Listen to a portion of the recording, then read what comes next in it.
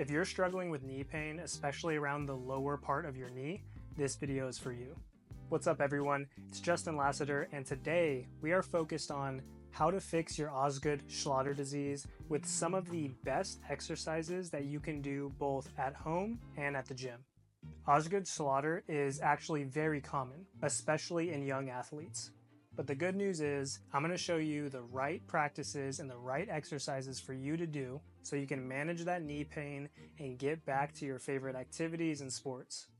Alright, so before we dive into the exercises, let's just briefly recap what Osgood-Schlatter disease is. Essentially, it's just a condition that causes swelling and pain right below the knee.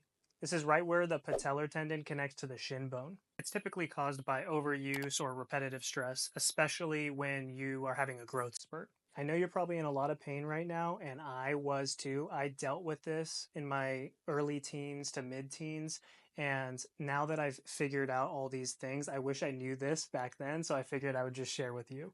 I was super active, I played multiple sports, and I got really into skateboarding. And if you know, skateboarding is high impact. So I was constantly jumping down stairs, different obstacles, just throwing my body around. But that impact over and over again, and all the other sports I was playing too, between basketball and baseball, there was a lot of sprinting and just jumping and stuff like that. Combine that with me having a growth spurt, dude, the pain was insane. I still remember to this day just how my knees felt. It would wake me up out of sleep sometimes because it was so painful. It really stopped me from skating and playing my favorite sports, and I know you're probably in that situation right now, so I want to help you alleviate that pain as fast as possible. So don't worry, I got your back. With the right practices and these exercises I'm going to show you, we're going to get you back to doing what you love. So the first exercise is a basic quad stretch. So stand on one leg, grab your ankle, and gently pull your heel towards your glutes. This stretch targets the quadriceps, which tends to be tight in someone like you dealing with knee pain and Osgood-Schlatter. You're going to aim to hold this for 30 seconds on each leg. Stretching the quads helps relieve tension on your patellar tendon, and it's going to alleviate that pressure on the knee. With the quad stretch, you can take it to the next level by either pinning your leg up against a wall, prop your leg up on your couch or an ottoman or a chair, something low enough to the ground, hook your ankle onto it, and then keep your core tight and your body straight, and that quad stretch is going to be insane. Next up, the hamstring stretch. Sit on the floor, extend one leg straight out, and reach towards your toes. This one you're probably going to really need to breathe through and just let yourself sink into the stretch a little bit more and more as you continue to breathe. This stretch helps improve the flexibility of your hamstrings, which is actually crucial in reducing stress on your knees. We're going to hold this for 30 seconds on each side. Alright, another great exercise you can do at home is straight leg raises. Lie on your back with one leg bent and the other straight. Slowly raise your straight leg up about 12 inches to 24 inches and slowly lower it back down. Key tip here is you are flexing your quad muscle fully. So a way you can test if your quad muscle is fully engaged is going to be squeezing that quad, and your heel should lift slightly off the ground. This is perfect if you're experiencing a lot of pain in your knee because you are actually engaging the quadriceps and strengthening them without any extra stress on your knee, because your knee is literally not even bending in this movement. Try 3 sets of 10 to 15 reps per leg. Alright, next exercise is the bodyweight glute bridge. Just lay on your back with your knees bent, lift your hips towards the ceiling, and really squeeze your glutes at the top, then slowly lower back down, and that's 1 rep. This exercise focuses on your posterior chain, so you are going to be strengthening your glutes and your hamstrings, which in turn is going to support the knee. Do 3 sets of 12 to 15 reps and you're good to go. One of my favorites for knee pain is wall sits. You're going to have your back flat against the wall and you're going to sit at a 90-degree angle where the shin is straight up and your hips and your quads are horizontal. So it looks like a 90-degree angle. This is amazing for knee stabilization. You're gonna feel little muscles from your feet all the way up to your quads and around your knee area twitching and tingling. More challenging than it seems, and it's a really great exercise to do at home. Lastly, calf raises are simple but effective. Stand with your feet shoulder width apart, slowly raise your heels off the ground, and lower them back down. Strengthening your calves helps stabilize your knee joint. For this, we're also aiming for about 3 sets of 15 to 20 reps. All right, so let's take it up a notch now and go to the gym and do some exercises that are going to strengthen the patellar tendon and the area around your knee. All right, the first exercise, and it's actually a video that blew up on my YouTube shorts that everybody was asking me questions about, is walking backwards on a treadmill. Walking backward on a treadmill emphasizes the eccentric loading of the quadriceps, helping to strengthen the muscles around the knee without putting too much strain on the patellar tendon. At the beginning, let's just start with 5 to 10 minutes going at a pretty slow speed on the treadmill, probably around 2 to 3 on the settings, and eventually work your way up to past 10 minutes. But at the beginning, you're gonna feel a nice burn everywhere from your quads, the area around your knee, your calves when you do this.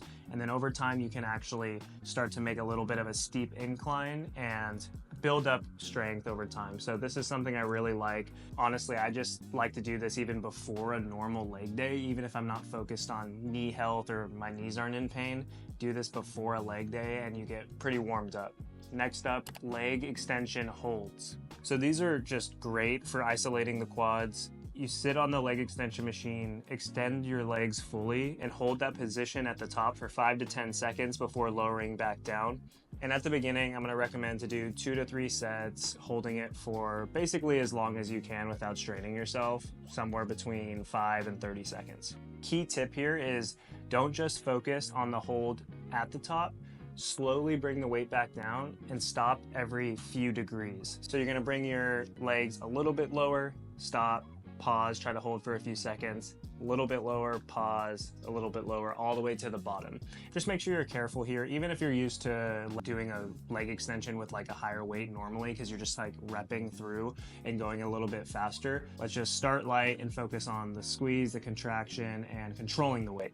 Okay, good old step-ups. So step-ups are excellent for strengthening the quads, the glutes, and the hamstrings while improving balance, because you're going to be doing this unilaterally, so one leg and then doing the other leg separately. Use a bench or a platform. You're going to step up with one foot and bring the other foot up to meet it. Slowly lower back down and repeat. We're going to start with 3 sets of 10 to 12 reps per leg. Bulgarian split squats. Dude, I have a love-hate relationship with Bulgarian split squats, as everybody who has ever tried them does. They're so tough, they're intense, but what's great about it is you can do it in different ways to maximize knee health and also muscle development. So stand in front of that bench, place one foot behind you and lower into a squat position. Push through your front heel to return to the start. You're going to do 3 sets of 8 to 10 reps per leg. Depending on your strength level and experience level in the gym, start with body weight. See how your body's reacting to it. And that's honestly a great warm-up set either way. If you are going to move up and start using some weights, start with body weight. Get the knee lubricated a bit, get some blood flowing, and then work your way up. But basically, this goes for all of these movements. Start with body weight. Don't let your ego take over. It's going to be great for the long run. Hip thrusts. So I bet you wouldn't have thought hip thrusts would be in this list for building knee strength and stability. These are a key exercise for strengthening the glutes, which takes pressure off the quads and the knees. Position your upper back on a bench or a box and place a barbell across your hips, and then lift your hips upward towards the ceiling. The key here is the tempo. So you're going to explode towards the top, hold at the top, and slowly lower back down. So again, you should not be doing an insane weight that you can't control right now. I'm telling you, even if you did this with body weight or just the barbell, you are going to feel a burn, especially when you do 3 sets of 10 to 12 reps. Here are some additional tips that can definitely alleviate some of the pain with your Osgood-Schlatter disease or just your chronic knee pain. And first and foremost, rest is crucial. And I know you probably don't want to rest. You have a lot of things to do. You have sports you want to play, but trust me, man, rest is so key. You got to rest up. Your body repairs itself while it rests and sleeps. So I promise you, in the long run, letting your body heal and not re-injuring yourself is going to be massive. The other tip is icing. Icing is huge, so you're going to apply ice to that lower part of your knee or wherever you're feeling knee pain. When using the ice pack, do it for about 15 to 20 minutes. It'll help numb the pain, it will reduce inflammation, throw that thing back in the freezer, and then do it a few more times throughout the day. Oh, and also definitely ice after any physical activity. Like, you're probably not going to be laying around all day, so in the times that you are active or you play sports or anything like that, just make sure to ice right after. I know what it's like to not be able to play your favorite sports or just be as active as you want to be because of knee pain. So hopefully you start to heal just as fast as I did. It's like a move it or lose it mentality.